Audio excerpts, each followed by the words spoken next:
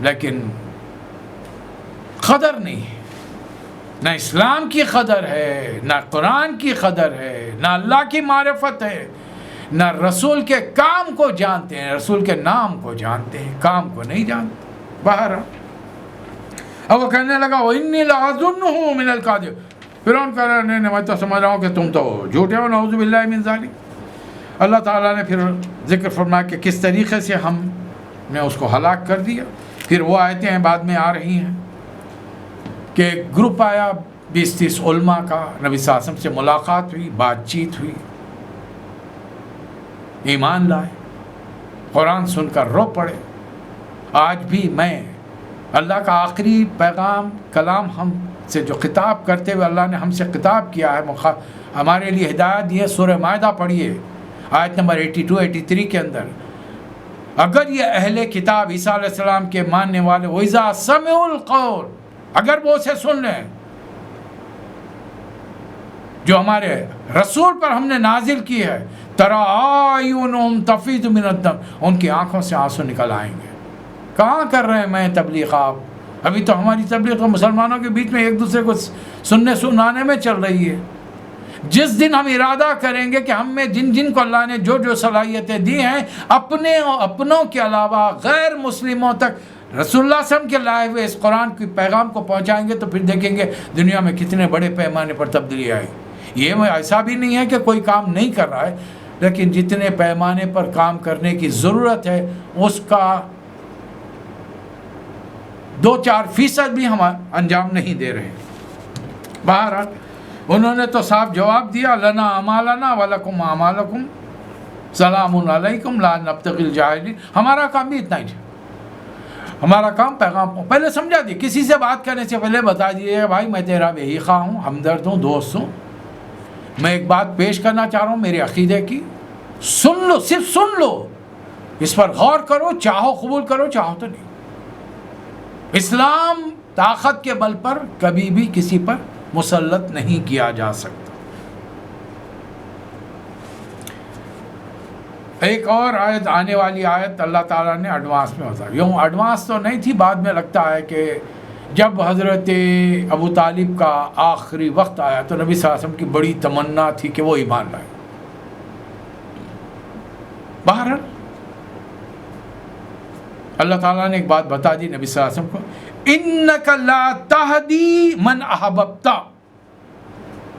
اے نبی صلی اللہ علیہ وسلم آپ جس کو سے محبت کرتے ہیں ضروری نہیں ہے کہ اسے ہدایت مل جائے، وَلَكِنَّ اللَّهَ يَهْدِي مَنْ يَشَاءُ، البتہ اللہ جس کو چاہے گا ہدایت دے گا، وَهُوَ أَعْلَمُ بِالْمُهْتَدِينَ، وہ جانتا ہے۔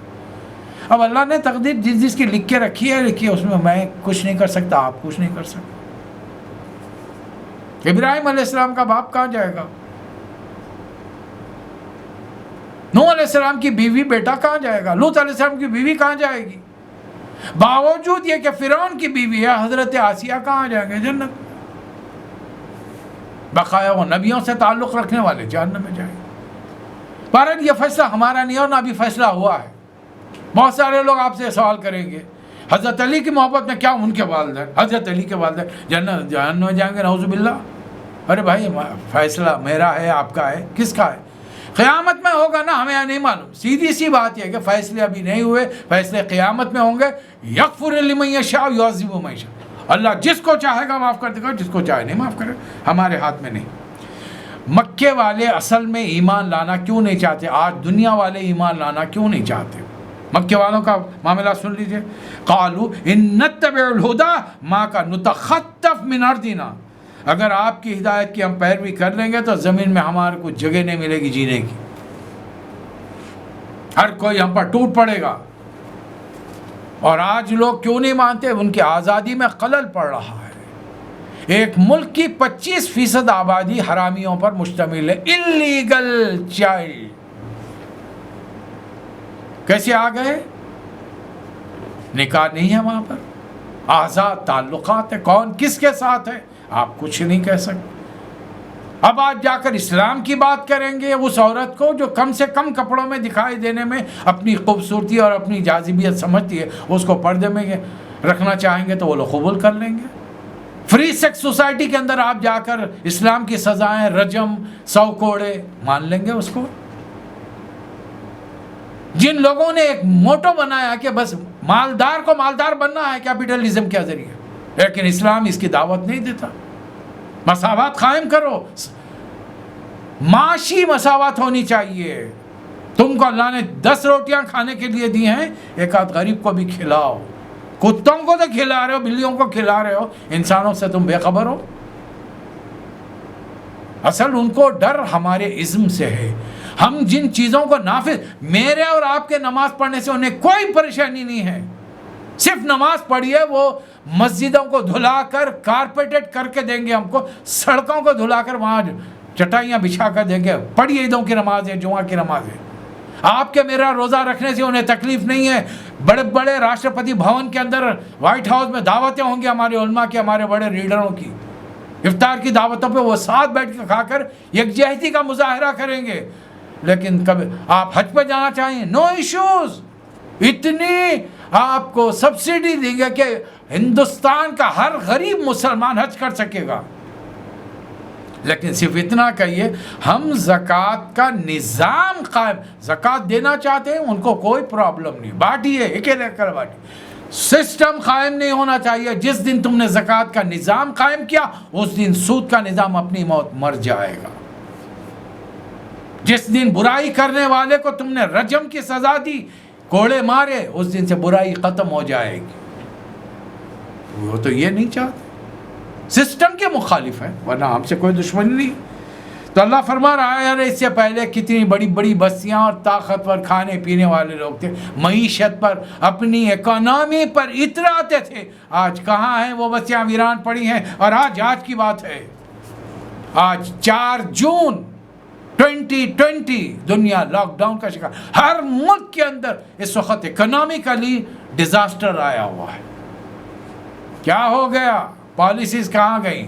لیکن جو کرنے والے ہیں، یا اللہ تعالیٰ جو کروا رہا ہے، جس کی اجازت اللہ نے دی ہے، ان کو پرواہ نہیں ہے کہ دنیا کے کروڑوں بھی اگر بھوک مری سے مرتے ہیں، لیٹ اٹ گو، ان کے نزدیک کوئی پرواہ نہیں ہو سکتی۔ پھر اللہ تعالیٰ وہی بات فرما رہا ہے، یہ جو کچھ ہم نے دنیا میں دیا ہے یہ تھوڑا سا ہے، وما عند اللہ خیر، جو کچھ اللہ کے پاس۔ کتنی زندگی ملے گی انسان کو؟ کوئی انسان کیوں نہ ہو، بڑے سے بڑا عہدیدار، دولت مند، حسین، طاقتور، ایک وقت مقررہ کے بعد میں سب کو جانا ہے یہ دنیا۔ اس دنیا کی پرواہ کرو تم، اور وہاں تم سے پوچھا جائے گا کہ اللہ کے احکامات کی کتنی پرواہ کی، کتنا اس پر چلے تم۔